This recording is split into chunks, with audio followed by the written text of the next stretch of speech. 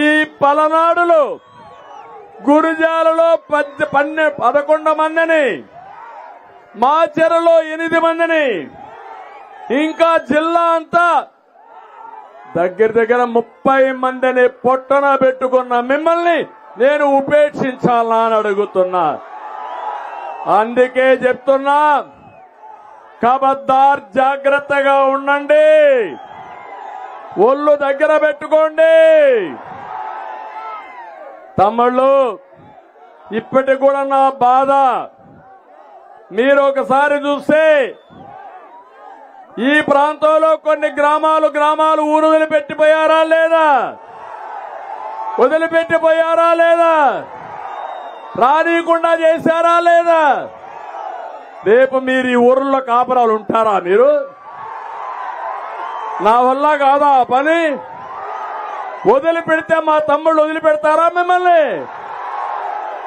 అందుకే చెప్తున్నా, మర్యాదకు మర్యాద, దెబ్బకు దెబ్బ కూడా ఉంటుంది, గుర్తుపెట్టుకోండి.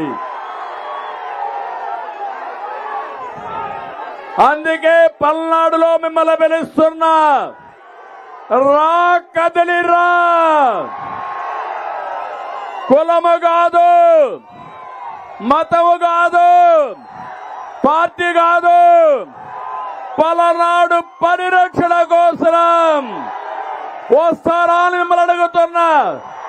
గట్టిగా చప్పట్లు కూడా చెప్పండి.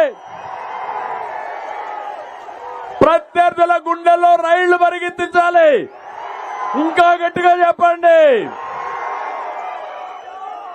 పిరికితనంతో ప్రతిరోజు చనిపోవడం కంటే వీరోచితంగా పోరాడదాం. 45 సంవత్సరాలుగా నేను రాజకీయాల్లో ఉన్నా.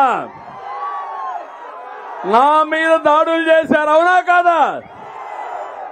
ఆత్మకూరుకు రావాలంటే నన్ను రానీయకుండా చేసి నా ఇంటికి ఆ రోజు గేట్లకు తాళాలు వేసిన రోజులే చెప్పా, జగన్ ఇవి నీ మెడకు ఉరి తాళ్ళు అని ఆ రోజే చెప్పా నేను.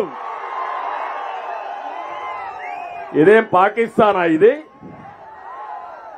నీ పర్మిషన్ కావాలా, వీసా కావాలా నాకు ఇక్కడ రావడానికి?